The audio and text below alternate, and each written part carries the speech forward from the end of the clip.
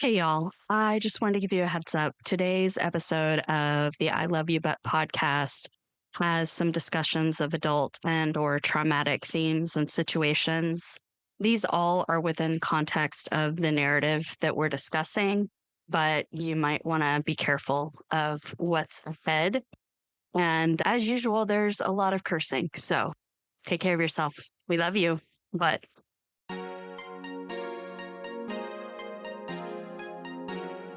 Hello and welcome to the I Love You Bet podcast. I'm Heather and this is my sister, Rian.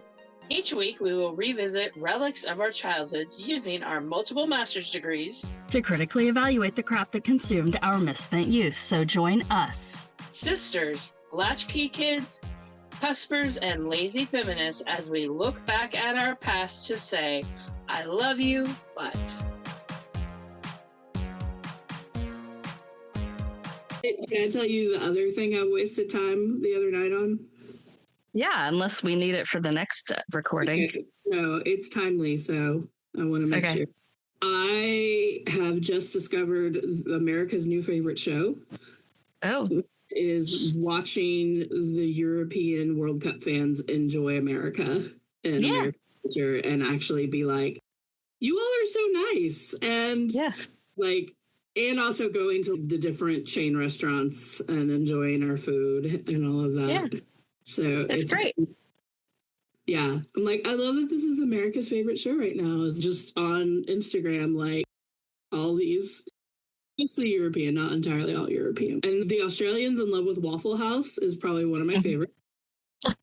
Because like there was one guy. Because Waffle House is bomb. Like it's trash, but it is fucking bomb. Like I was getting Australia for breakfast is avocados and healthy food. There's no but I love this. Like they are all coming over here enjoying our absolutely unhealthy food, right? Yeah. And taking it back, so taking their snacks back, and they're like, "Oh, this is so good," but they're not going to keep eating it because they also are like, "This is there's a reason your countries don't have this food because they actually regulate for people's health and well-being." Oh, and TSA has a whole thing about ranch is not a carry-on item. I saw that. Yeah. So, yes, obviously Scotland drinking all the alcohol in Boston or all the beer. And now I guess they're working on Miami. So here's the thing. Apparently there is a precedent for this. When Mexico played in the World Cup in Russia, in Moscow, they drank all the vodka. I believe it. Because the bars don't close in Russia. They drink until 6 a.m. It's really weird. Yeah, Boston's the same way. Okay. I don't know. But now I really want to go to Scotland. Like everyone else I know, I really want to go to Scotland at some point too. It hadn't really been on my list, but now it's... Oh, Scotland's been on my list for a little while. Yeah. What are we doing here? Let's just stop this and go to Scotland. Fuck it. Let's go. I'll go get Elliot. Well, I got to get a passport. Or I got to get him a passport and update my passport. That's one way I haven't wasted time. But yes, I very much have enjoyed all of the ranch dressing. They're going to take all of our ranch. They can have it all. Ranch is disgusting. A Scottish woman who was like, you can't keep them. We need them. There's shenanigans over here that need to be done. We're glad you've enjoyed them, but you can't keep them. It kind of reminds me of when Kyle's friends all showed up for their wedding on Orcas Island. I feel like it's that kind of energy. I love a group of dudes who are up for some fun, genuine fun. So I didn't waste time going to a Bee's happy hour last week. Our elderly friends, which they keep getting mad at me when I use that word. And I'm like, I don't know what you like. Y'all are old. Geriatric friends. Is that better? So worse words. I was basically I just was napping. I was really tired. And so I had been like, okay, we'll go. And Mom was like, no, you're napping. I can take myself. I was like, if you can take yourself, great. She's just, and this person was complaining about this. And this person was complaining about this. And I'm like, so your friends were acting like your friends? And then when the bill came, it was like everybody's brain broke and people had left early and left cash and nobody knew what it was for. And it was just a nightmare.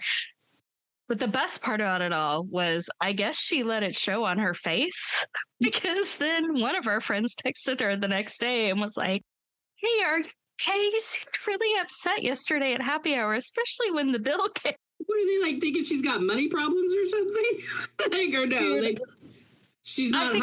I think I help her mask significantly, right? When I'm there, she doesn't have to worry about any of it because I just grab things and take care of it. But it's just funny. Like, I feel like I'm her little emotional support blanket, and she didn't have her emotional support blanket to be there and be like, everything's fine. Well, like they all needed you because I was literally just thinking if you had been there, you would have just taken over and figured it out and they wouldn't have had to deal with it. Yeah, I mean, I think that the problem is it's probably someone who hasn't worked in service very long because they didn't split the bill. And also they're used to younger crowds of people who can figure it out and then just send each other money through like Cash App and shit. And I'm like, that's not these ladies. Like, this is not. There was a lot of, well, the next time I go, I'm just going to be like, this is my one thing and I'm not going to pay for anything else. And I was just like, I can't. Whatever. So even though I didn't waste time at the thing, I have wasted a lot of time hearing about the thing that I didn't go. I did start watching Andor with our uncle, which is good, as many people told me, even though it is a Star Wars property. I enjoyed that. And then the next night, I wasted a lot of time trying to figure out what it was he wanted to watch because I took him over to our house like I do every Saturday. And I made them watch Project Hail Mary, which I've already seen. And technically Eddie has already seen so that I could edit the podcast because it's kind of a long movie. And then I took him home. And on the way home, he was like, oh, I want to see the thing. And I'm like, okay, what thing? Well, it has the guy with dark hair that everybody likes. I was like, oh, Lord. Don't know what this is. So then I have to like go through on his Roku and try to find something he's recently watched. And I'm like using the remote to control it. And he's literally touching his television and scrolling up on the television as if he's controlling what I'm doing with the remote. So I'm like, okay, he's really into this. Like, I gotta find this. Gotta fucking find this dark-haired man that everybody knows. I finally end up in YouTube.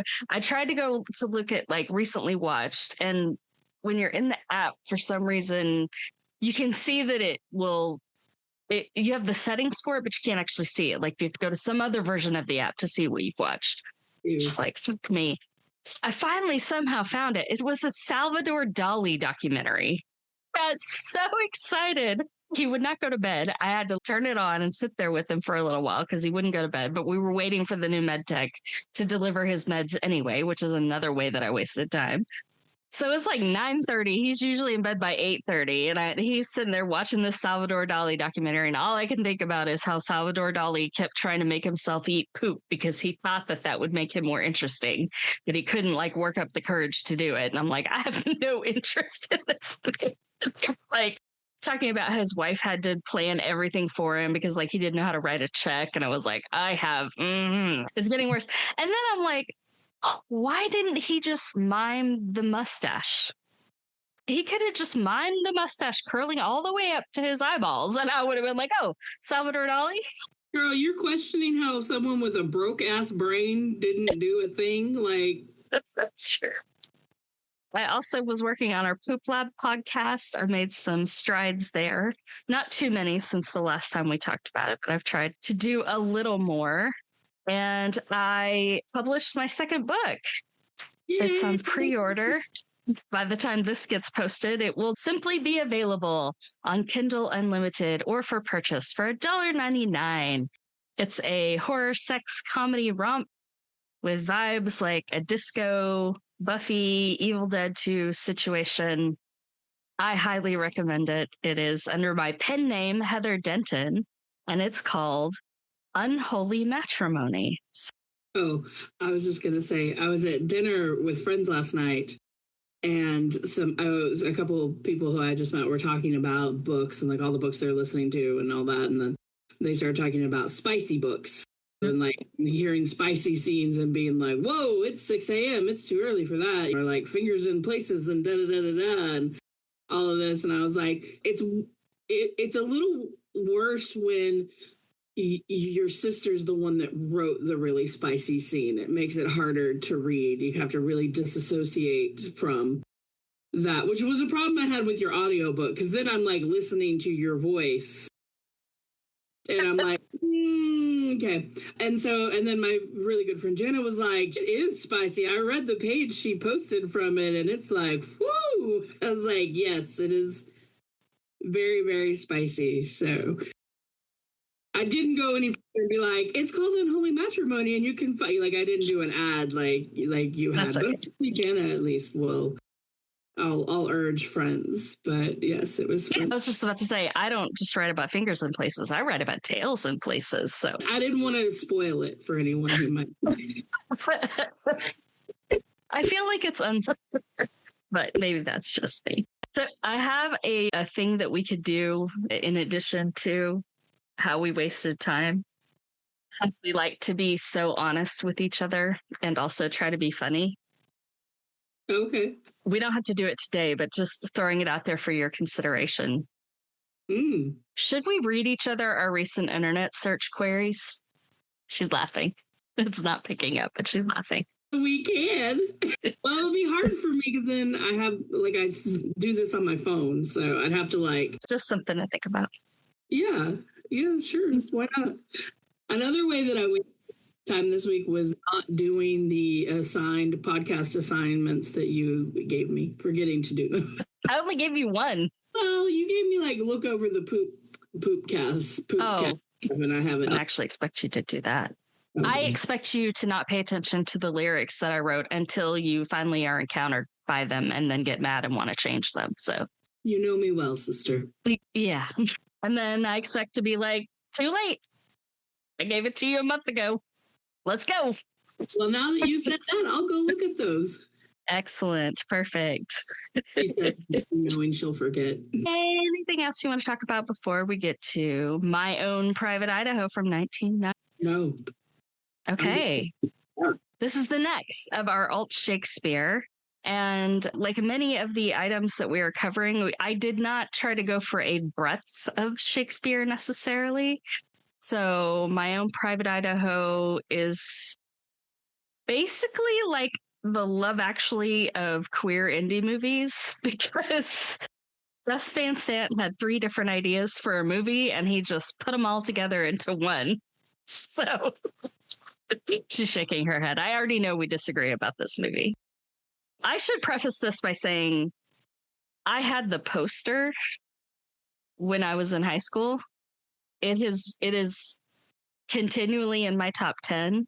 It's probably the first real queer film that I saw. It was everything. I remember being really upset when River Phoenix died. We're also the generation that lost Kurt Cobain. And I don't know how you guys reacted, but I remember like my friend Donald was in theater class with me and he was like, we should petition to get a day off for mourning. Didn't y'all walk out? Didn't y'all have a walkout in the 9th grade school for when Kurt Cobain died? I really think y'all did. So no, the walkout in the 9th grade school, I was sick that day. And that was because they were going to separate us and make us like keep half of us there and send half of us over to the other high school. I'm glad that it was for something real and not because a person y'all never met. I mean, I honestly feel like Kurt Cobain potentially had more impact on my life than the people that I knew in 9th grade, but I mean, life and culture, but also like, I don't know. Anyway, it is one of the few DVDs that I actually own. So this movie means a whole lot to me. And the way that it ties into Alt Shakespeare is that one of the 3 movies that Gus Van Sant wanted to make was about Henry IV, and including Falstaff and Hal. So you will see that play out as we start to talk about the movie. Rian just keeps shaking her head. Go ahead, Rian Davis. I was proud of myself for picking up on that. Like I saw Good the job. thing in the Falstaff. I mean, my shaking my head was, why are men so obsessed with this character and this relationship? I don't get it.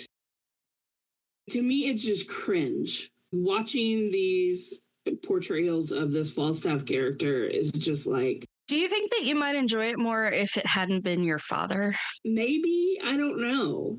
But I just don't understand the obsession with it. Yeah. I don't understand why that Orson Welles was like obsessed with it and that Gus Van Sant was like enough obsessed with it that he wanted to make a movie of it.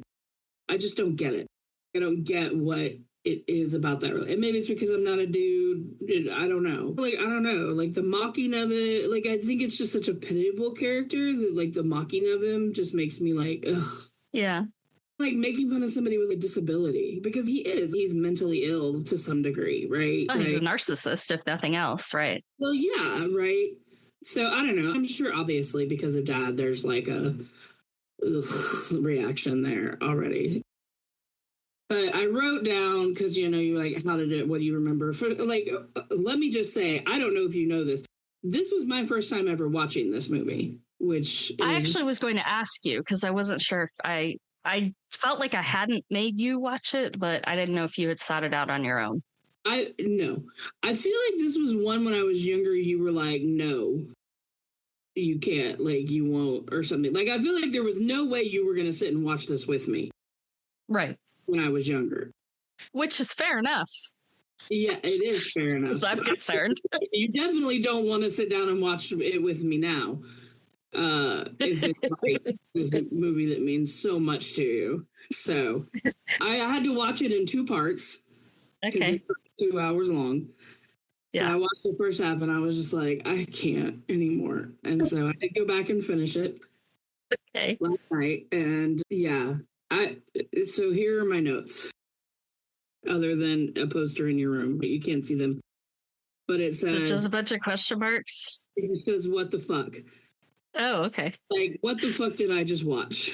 Like, I don't. Let me show you my notes. This part right here, these like 6 lines, that's just the first scene. And then there's a page, and there's another page, and then there's another page. So I guess it'll just be a lot of me talking. I don't react. I think I was just so confused. Okay.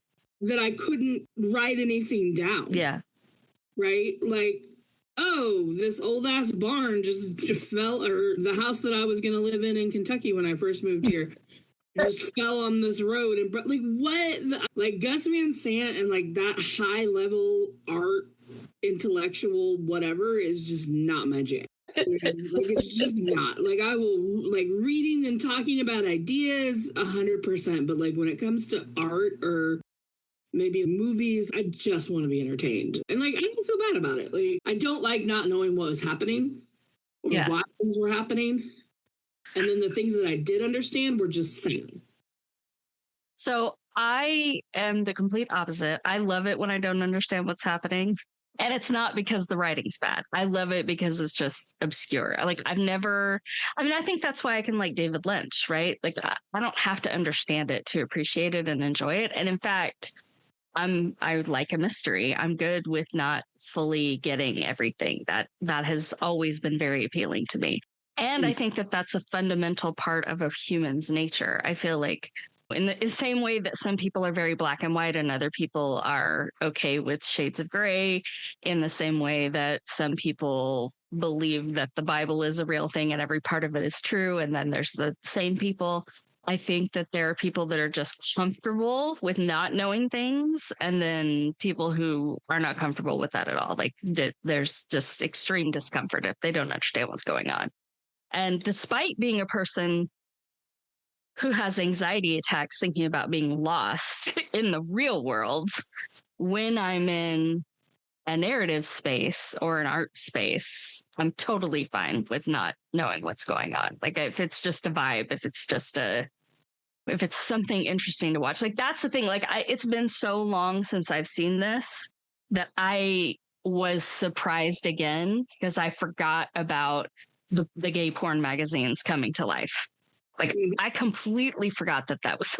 It's part of why I enjoy rewatching things, because my brain doesn't really remember narrative. But like, that still was just such a breath of fresh air, where I was just like, oh, something interesting is happening.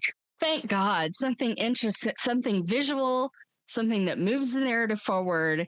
It explains the characters, and it's actually fucking interesting. Like, thank God. I was so happy when that happened.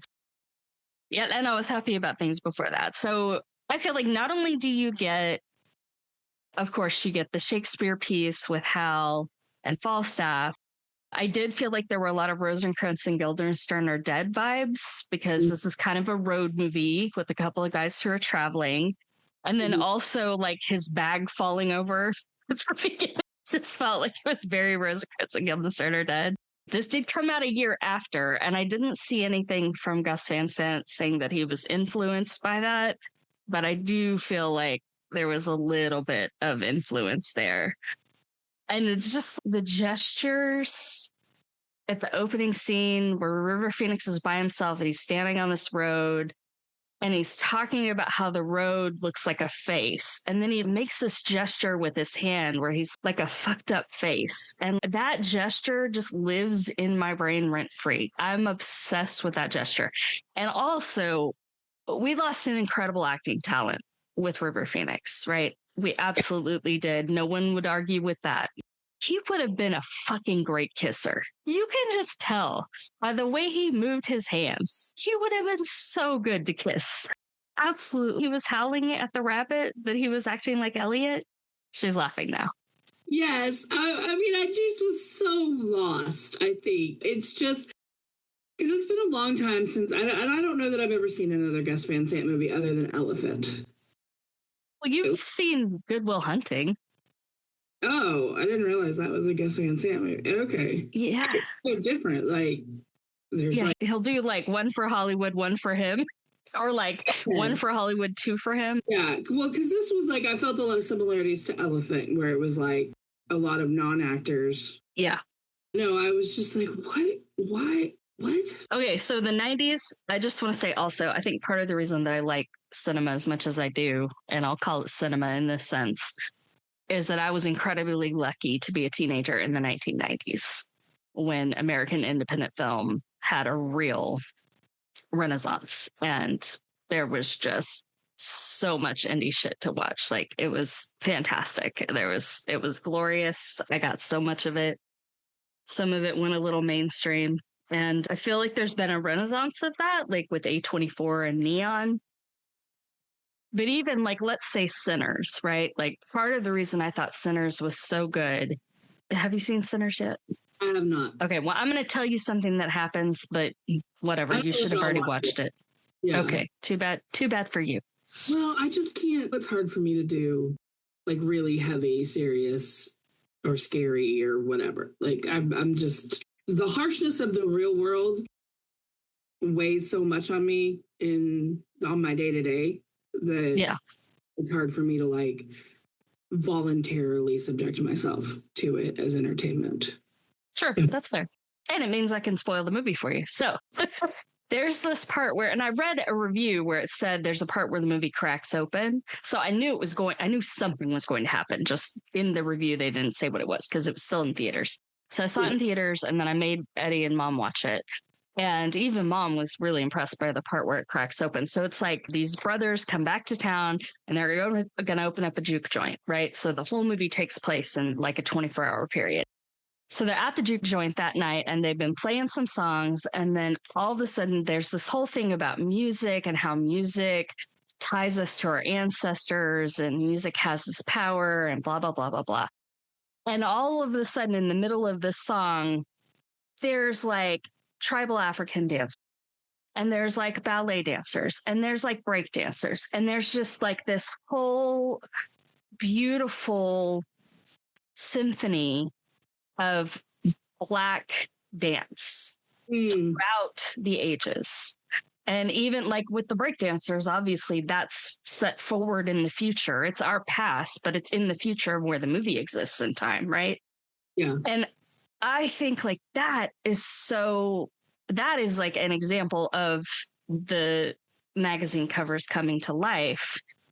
And yet Ryan Coogler, I feel like he found a way to break open the film, but not break it open so much that it feels like it takes you out of the narrative. Like it still feels like it's still Hollywood in a sense, right? I think probably because it's a musical number. And so in a musical number, you always have that ability to go into a less realistic space. So I think these new movies are doing interesting things, but I also feel like they're doing interesting things in what I would call a really safe way. Mm-hmm. It was so refreshing to watch this because this feels so unsafe. Like you're watching it and you're like, even today, like 36 years later or whatever, no, like you can't say that. Don't do that. Like you can't. What's going on? This movie has a real rawness to it. I can't think of a movie in recent times that had that. Like there's just such a, and I think that's maybe like that's the using the real people instead of actors. Because I'd imagine Sinners also has like a real polishedness to it, which there's absolutely, yes. Yeah, and so I think that I would say that that's what's different between, and I wonder if that has to do with budget, like how much budget plays into it versus artistic intent, right? Or even if you have the intent, because then the thing is, if you have a higher budget, then you have higher pressure to make a movie that's going to make that money back, right? I'd imagine. Yeah. Whereas if you're making a movie, like, I don't know if you looked up, I didn't, like what the budget for My Own Private Idaho was. I think it was probably like $20, but it was more than you think. 35 millimeter film is not cheap. Okay. No. How much was the permit to film on location in the fucking middle of nowhere highway? Idaho. No one knew they were there. But yeah, so I would say that that's probably like when you talk about indie film, like if you say indie film to me, I think of shit like this versus anything that's come out recently. Right. Yeah. And I wouldn't call A24 and NEON necessarily indie. I mean, I feel like they're very established studios. Oh, did you hear the shit that broke everybody's heart this week? No. A24 announced that they're going to start using AI. She's rolling her eyes. She doesn't even give a shit about A24, but she hates AI. And I know that I use it like the barn shot that you were like, what the fuck is happening with the barn? Apparently, Gus Van Sant had a dream. When he was younger, he had a repeating dream about a barn falling out of the sky. So that's why it's in there. That's why these things don't make sense, because you get like that artistic sensibility with like the surrealism mixed in with narrative. And then it's like, what's going on? River Phoenix's character had more shit in his pockets than our uncle does. My uncle carries a lot of shit around in his pockets. They were like, I don't know why people keep comparing him to James Dean. And I'm like, oh, I don't know. Maybe it's because you had his hair shoved up in a pompadour and you put him in a black pea coat and he looked exactly like James Dean. What are you talking about? He had motorcycle boots on at one point. Like... Yeah. Well, and riding a motorcycle and everything else. Yeah. I get a little bit annoyed because I know that I get why he did this. I remember in the original press tour, Gus Van Sant was annoyed because people kept focusing on the fact that the characters were hustlers, that they were male sex workers. And he's like, it shouldn't matter. It doesn't matter what so-and-so's job was in such and such. And I'm like, it's pretty integral to the plot of the movie. It matters. Like it's a little more important than it might be in another movie. So I get that like people shouldn't be that weirded out by it. But there was a whole what? I would have liked to see more anger at the Keanu Reeves character for his betrayal. Not for his betrayal, because like I think that Mike almost expected that, or it seems like he does, or he just the way he takes it and just like it's not, or he's just so fucked up it doesn't matter what anyone else does. And maybe this is his way of showing what I thought was missing, but more anger on the part of the other sex workers by the fact that they are in this life because they have to be. It's how they survive. Yeah. And he doesn't have to. He's just doing it for fucks and giggles. Right. And shits and giggles. So it's like when you have like that first scene in the restaurant where you see you meet like the gang of the band of brothers or whatever, like Falstaff gang, hustler boys or whatever. the ones talking about how he like went in the woods with this guy and got raped by a wine bottle. Like how would you not be like, fuck off? And I don't know, is it because they all think they're gonna get a payout when he comes into his money? So it's like they are like, fuck you, but we're gonna stay on good terms, thinking you're gonna give us some money at some point and get us out of this life, or what? So from the part that I researched, Gus Van Sant, I believe, knew a kid who was like this. So that's what led him. I know you talk about you don't understand the Falstaff session. I don't think he put Falstaff on a fictional character. I think he met real people. So he met someone who was like a Falstaff to a group of male sex. And he met a sex worker who basically was just like, oh yeah, this is fun and I'll get out of this and it's not a big deal. So there is a real life example of this. Now, why traumatized youths aren't upset? I think it's that you sort of hinted at the beginning of like, I don't think they have very good expectations or great expectations of what their life is going to be. I mean, they very much live day to day. They live a very dangerous life. Yeah. I mean, this is a time when there were active serial killers going around, as there are now, killing sex workers, and nobody was looking into it because it's like, oh, a gay sex worker is dead. Who cares? Like, we're not wasting resources on that, right? But of course, if he had been killed, if Keanu Reeves' character had been killed, then of course it would have been called the governor and get everybody into it. But and I thought that it was so interesting. There's this one line, it's almost like a throwaway line where Mike says he's never been to a concert. I thought, that's how he never got to, he grew up too fast. Like he never got to be an actual teenager. Yeah. Because that's I feel like it's a pivotal teenage thing. Maybe it's not anymore because first of all, who has $300 to go to a concert? But yeah, I did see someone post recently. I can't remember. I think it's like My Chemical Romance or something. And it was like a screenshot of the ticket prices.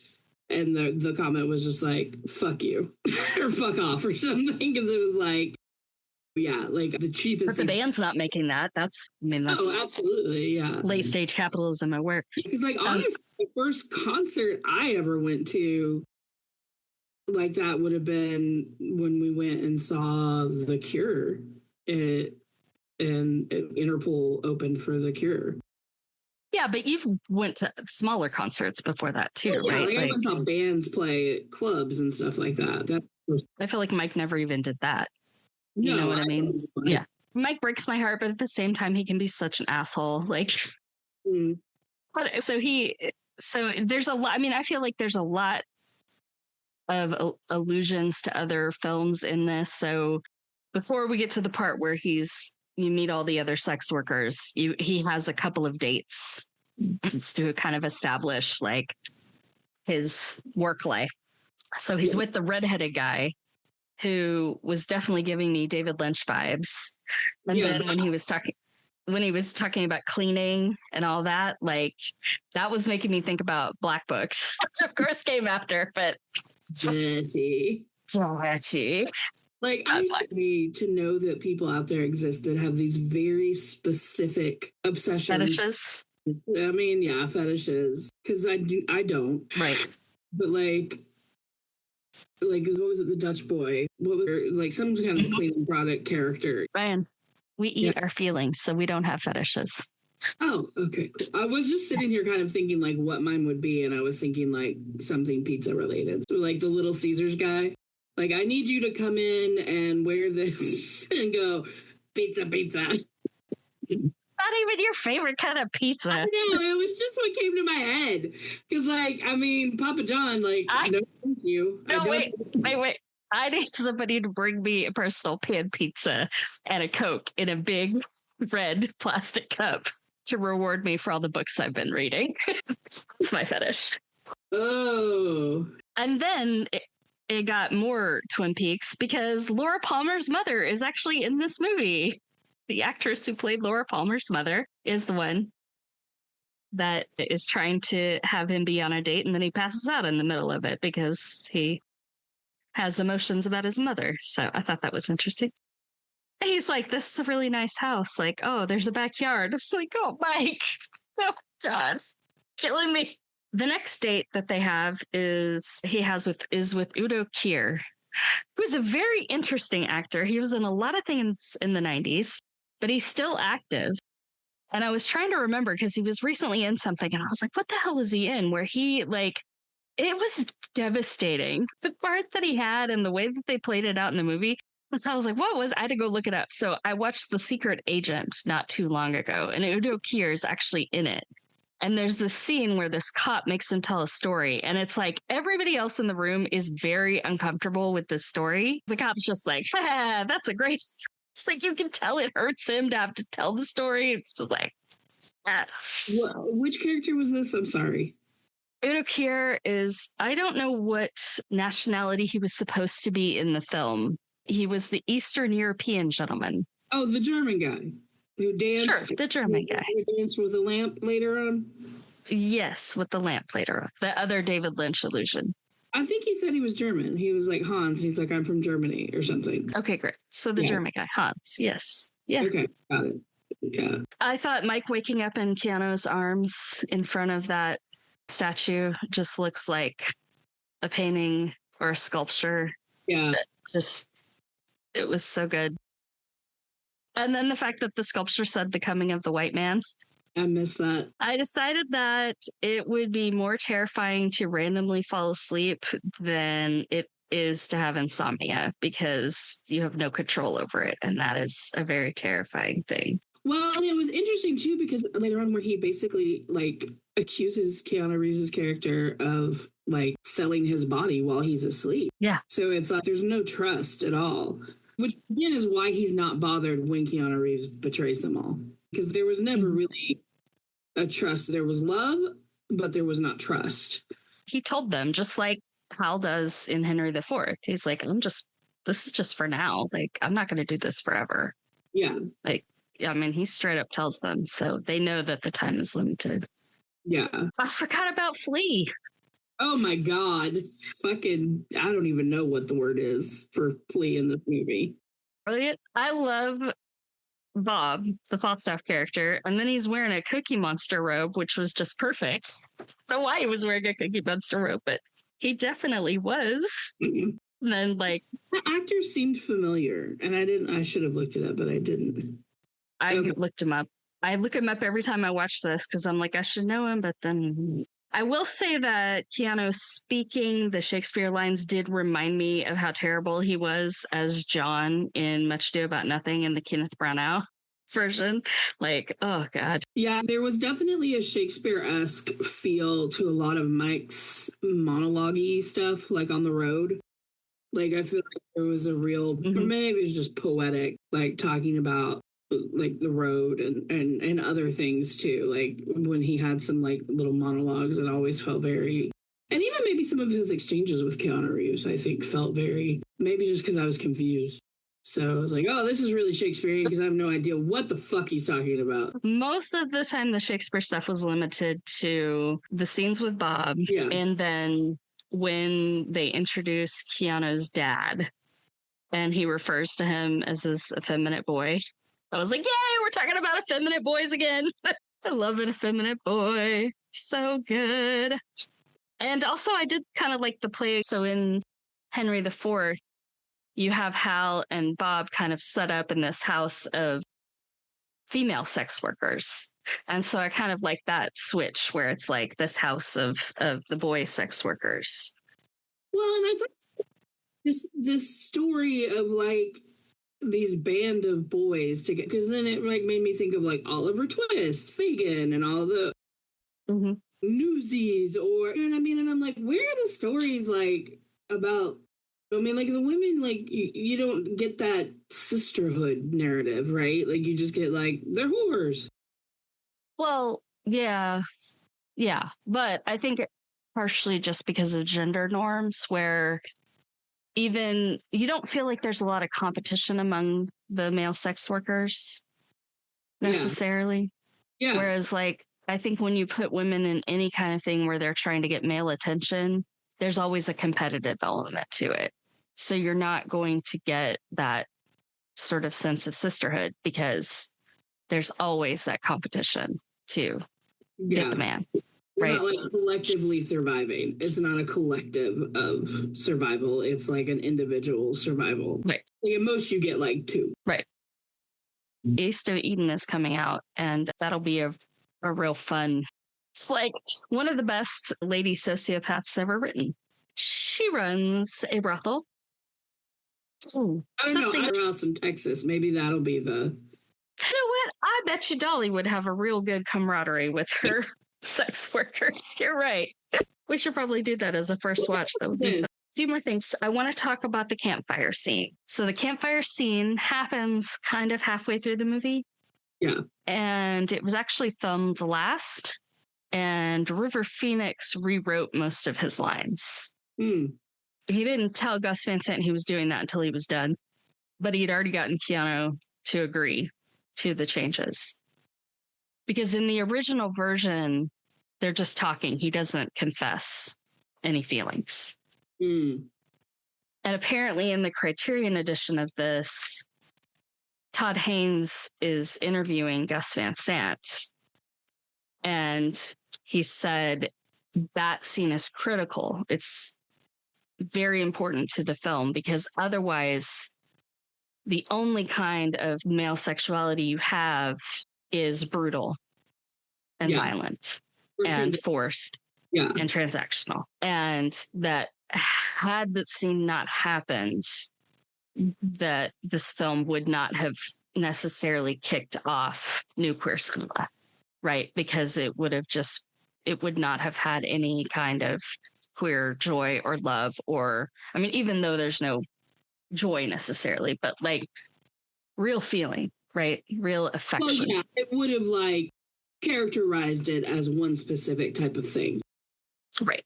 And not a normal, there would be no like normalization of it, right? Whereas like him talking about being in love with him puts this like normalization, you know what I mean? Like love. It's not just about sex or about money or about power or whatever. So the other thing I want to say about this is that I love gay boys. Yes.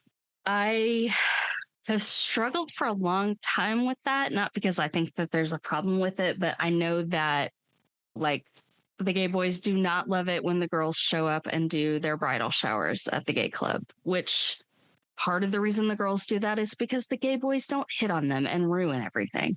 Yeah. So there's that. So I get it. And it's not a fetishization thing for me. I think this is the first movie where I really felt like, oh, that's how I feel. Like the way that he confesses it, and the way that a lot of the movies in the 90s where boys end up confessing how they feel to other boys. I've always felt very personally seen in those moments. And it's not because, I mean, definitely if you give me a gender quiz, I'm going to come down as like 70% dude. I have very few feminine traits. I'm very masculine, despite what I might look like and sound like and everything else. So like inside me is definitely a dude, but I think it's that there's no way that this person can feel the same way about me that I feel about them. Yeah. Whereas most of the time, especially in heteronormative situations, it's like, oh, well, I like you, so you're going to like me, right? It's like, I never feel that way, ever. I never am like, yeah, well, I like this person, so they're going to like me. I'm always like, no, nobody's going to like me because I'm a fucking weirdo. Like, there's no way that this person is going to like me. And I think there's a lot to that. I mean, growing up in the 90s where they said that Britney Spears was fat is definitely a piece of that, right? Where like I have never been Britney Spears skinny, so I was definitely, one of my high school boyfriends told me like, yeah, you're not really the type of person that I usually fall for, but you're really funny and you've been a good friend to me, so we can date. Where it's like, okay, made blame him for that. That's society. That was I know.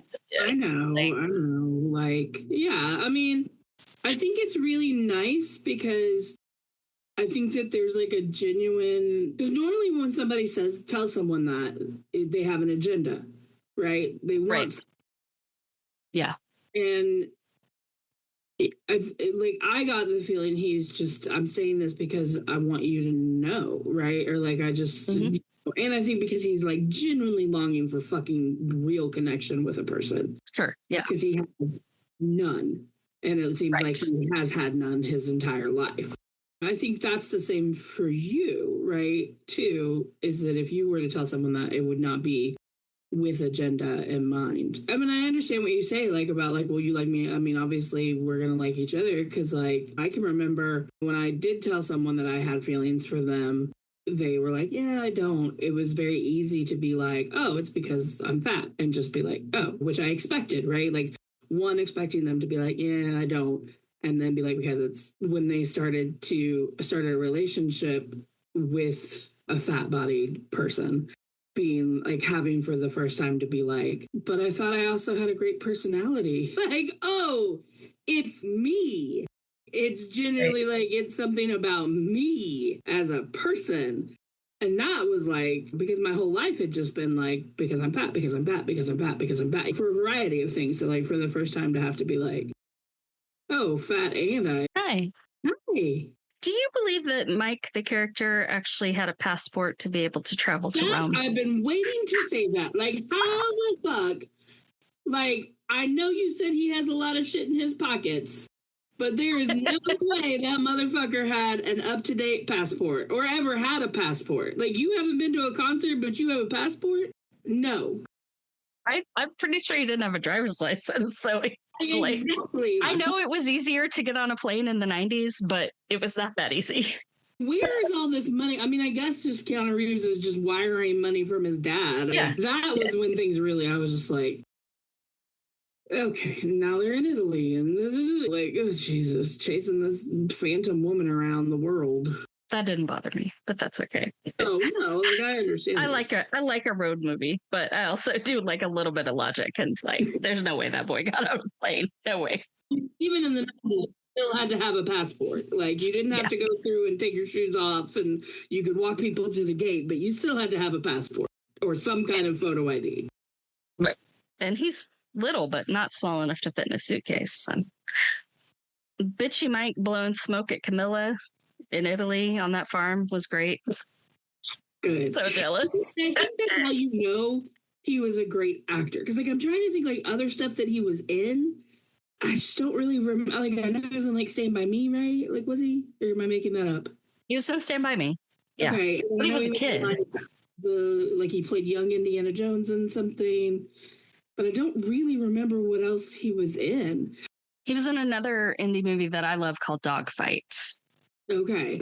So like, but I think that because another way you can tell that he was a great actor was of how he can move narrative through his physical. Yeah. Because that whole scene, he's like expressing so much and moving the narrative, and he never says a word. It's just his physical reaction. And I think that then when you see him like sitting down and caring about her, like you see this like the emotional depth of the character, or just the fact, you know what I mean? Like there's just so many facets to him as a person, which makes him so confusing, I think. Right. Yeah. Well, and interesting. I mean, if he was just a sad boy, or if he was just a mean boy, or if he was just a lost boy, or I mean, it's like he's all of those things. He wants to nurture and be nurtured. And I feel like a lot of that came from River Phoenix. I don't necessarily feel like that depth was coming from Gus Van Sant. So leaving us this film was definitely a gift. Yeah. And that's pretty much all I have on My Own Private Idaho. Do you ever think about the person Keanu Reeves has become compared to who he was at this time? Like the type of person he portrayed, like in the movies that he made versus like who, because like I think he's very intelligent. And yes, I feel like he, like Jon Stewart, was introduced to feminist, and I mean, I think they probably both were pretty liberal, but they were introduced to feminism in such a way that they actually just stopped and listened. Mm-hmm. I saw it happen with Jon Stewart. I remember there was a Daily Show episode it was like when he first started hosting, and the guest was like, hey, I just want to take a second here and give you an opportunity, because I've been watching the show with the guy that started, because there was a guy that did it before Jon Stewart. You guys are really anti-women. And I think you're better than that. I think your humor's better than that. I think you're smarter than that. I think you can do better. And he just listened to her. And then they started hiring women writers. Like, everything got better. And I think that Keanu Reeves did the same thing. I think that he made a choice to date and build relationships with interesting people. Yeah. That are intelligent and have thoughts. Yeah. Right. Well, and I think that you could say that the not just a willingness, but a comfort to do a film like this early on in his career shows that there's like, and I mean, like that there's not. Well, and he really fought for it. He really wanted to be in it because, like, River Phoenix's agent would not give River the script. Like, wouldn't even. Like, would not. So Keanu Reeves got on his motorcycle in Vancouver, Canada, and rode his motorcycle all the way across the United States down to Florida, where River was living. God knows why. Like, that, no wonder you were doing drugs. You lived in Florida, and delivered the script because he wanted River Phoenix to be in it. That, like, he wanted him to have that part. Yeah. So the movie wouldn't have happened if they hadn't done that. And then they ended up delaying it 9 months so that River could film Dogfight and then come and film this. So it is interesting to think that he was at a point where he could do pretty much anything, and he chose to do this. Yeah. I mean, and it's such a, I mean, I think it shows like a willingness, right? That you wouldn't find in other young men. Right. And to portray and do it well, right? I mean, like you see not at that time, certainly. Yeah. Like the tenderness that he shows in the campfire scene where he hugs him, right? And then okay, maybe I don't hate this movie. I don't want to watch it again. Then like juxtapose that to when he's comforting him when he's crying in Italy when his mom's not there. Yeah. It's not as tender. So you start to see him like pulling away. I mean, it was just so interesting because, like, I mean, obviously our first introduction to Keanu Reeves was Bill and Ted. And then, like, I don't know, and, like, I mean, he's just such a, like... Well, technically, our first introduction to Keanu Reeves was in Parenthood, where he gives that great speech about any asshole can be a father. Yeah, he was really good in that, too, though. Yes. Like, that one, like, you gotta have a license to own a dog, and any asshole can be a father. He was really good in that too. I guess he just played all these like kind of dumb characters. So speaking of, I saw a movie the other day that was like Bill and Ted on the stage, and it was like the original TED Talk. It was like, oh, that's so good. So yes, I recognize. I'm not saying this is a bad movie. I am the inappropriate viewer. I am a bad viewer or audience for this movie, which I recognize. One of the things I like about a movie like My Own Private Idaho is that it is not for everyone. No, it's art. It's genuinely art. Yeah. And it's imperfect. And I like that too. You know me. Sorry, I'm just laughing at a note that I wrote for an essay. Ooh, y'all, it's going to be one. I wrote Jets equal white. Oh, you had to remind yourself? I was trying to remember who the Jets and the Sharks were. And I was like, okay, the Jets are the white boys. Okay, sorry. Yes, this is not a film that's for everyone. Again, I own the Criterion copy. I have not seen this movie probably in 20 years. I watched it a whole lot in the 90s. And another person who loves this movie as much as you do? I feel like Amy, who I was friends with in high school, really enjoyed this movie. Darcy liked it, I think. But, and I mean, I can go on Film Talk and find people that love it. But it's interesting because I feel like on Film Talk, it's all 20-year-olds who are just watching it for the first time. But what I also was going to say, I find refreshing about this is that because it had been so long since I've seen it and I'm very easy to forget things, it was like rewatching it for the first time. And there were pieces that I remembered, but forgetting about the magazines and everything else, it's just refreshing. It's still, I think, a unique and interesting movie to watch. I will say, because I just want to make sure that, because I do think it's something to note about, I have never seen a portrayal of people having sex in the way that it is portrayed in this movie. As right, the Renaissance still shots. Yes. Which was really surprising, right? Because first of all, you have all this like allusion to sex acts happening for the first half of the movie. Right.